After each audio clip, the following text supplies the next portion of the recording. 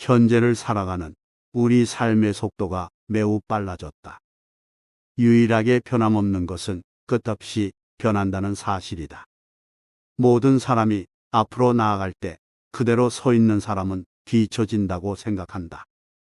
그 자리에 머무는 것은 죄악으로까지 생각할 정도다. 사람들은 항상 시간이 부족하다고 느낀다. 그러기에 사람들은 자신의 능력 개발, 즉 자기 개발에 몰두한다. 오히려 장기적인 이상과 변함없는 가치를 고수한다면 가치라고 답답한 사람으로 치부된다. 하지만 물질적인 성공만을 목적으로 끊임없이 학습, 자기개발, 변화, 혁신으로 삶을 보낸다면 삶의 중요한 면을 놓칠 수도 있다. 물론 이런 삶이 삶을 이루는 전부라고 주장하는 사람들이 대다수일 것이다. 그렇지만 자신의 자리에 굳건히 서 있을 수 있는 삶을 사는 것도 존엄을 지키는 삶이라고 할 수 있다. 사람들의 삶의 속도가 더욱더 빨라지고 있다. 할 일도 많지만 배울 것도 많다. 그 와중에 시간을 내어 자기 탐색과 자아 찾기로 내면의 소리를 듣는 자기 개발을 하기도 한다. 도대체 자아 찾기가 무엇일까?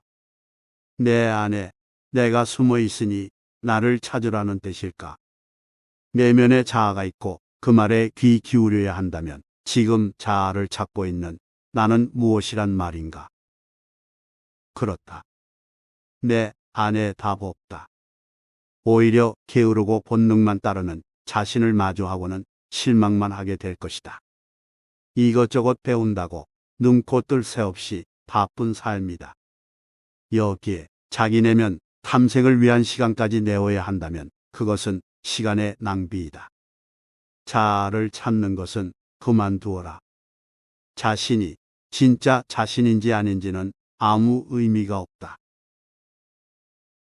긍정적 생각을 하라고 한다.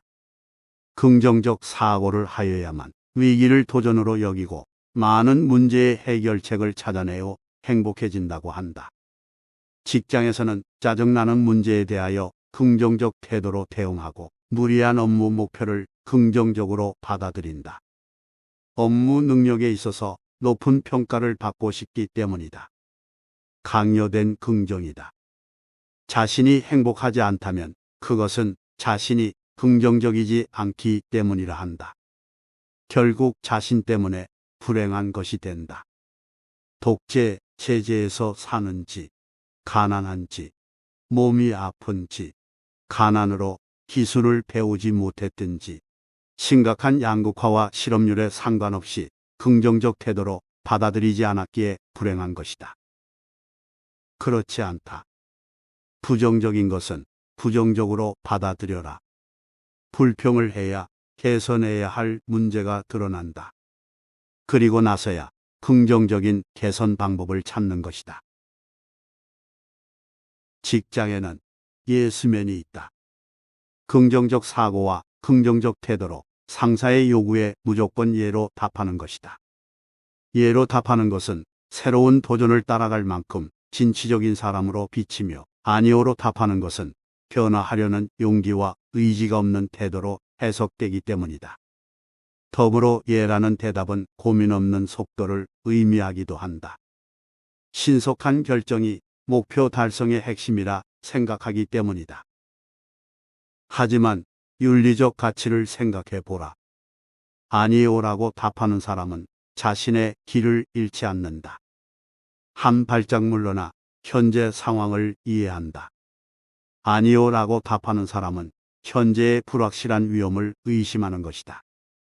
시간이 지나 다가올 더 큰 위험을 막을 수 있다. 요즘 부모들은 자녀들에게 죄책감, 부끄러움과 같은 부정적 감정을 가르치지 않는다. 오로지 기쁨, 자부심과 같은 긍정적 감정 표현에만 열중이다. 감성 지능의 향상에만 몰두한다. 그러니 삶에서 부정적 감정이든 긍정적 감정이든 느껴지는 대로 거침없이 표현한다. 빠른 속도의 문화에서는 감정적이며 모험적이고 욕심 많은 사람을 비판하지 않는다. 게다가 여기에 자본주의가 더해진다. 시장에서는 감정도 자본이다. 그래서 감정이 노동이 되었다. 서비스 분야에서는 감정을 연기하는 것이 중요해졌다. 고객들은 감정을 지나치게 드러내고 직원들은 감정을 힘들여서 연기한다. 변화무쌍한 사회 속에서 자신을 굳건히 지키기 위해서는 자신의 감정을 절제할 수 있어야 한다. 부정적 감정이 생기면 부정적 사실을 인정하라. 화를 내기 시작하면 화를 자주 내게 된다. 습관이 되는 것이다. 삶에는 항상 부정적인 면이 있다. 화를 억제하다 보면 주변 상황이 좋아진다는 것을 느낄 것이다. 그러면 자연적으로 진정성을 가진 진짜 긍정적 감정이 생길 것이다. 연기하지 않아도 된다. 정신없이 바쁜 사회를 살아가는 사람들은 인생에서 일찍 성공하고 싶어 한다.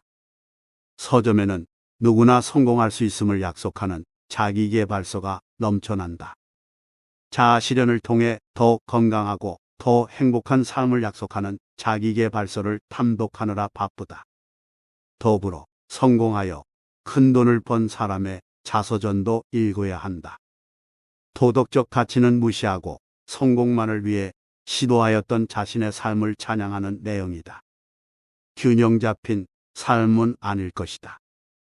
자아를 찾고 개발을 하면 자신의 삶을 마음대로 통제할 수 있다는 자기계발서에 의존하고 매달리는 것이다. 이러한 자기계발서와 성공한 누군가의 이야기는 세상을 이해하는 얄팍한 단면만 보여줄 뿐이다. 이제 더 이상 이런 책들을 읽는다고 시간 낭비하지 마라. 차라리 소설 읽기를 권한다. 소설에는 다양한 세상을 배경으로 다양한 인물이 등장한다. 삶을 복잡하고 혼란스러운 모습 그대로 정직하게 이야기한다.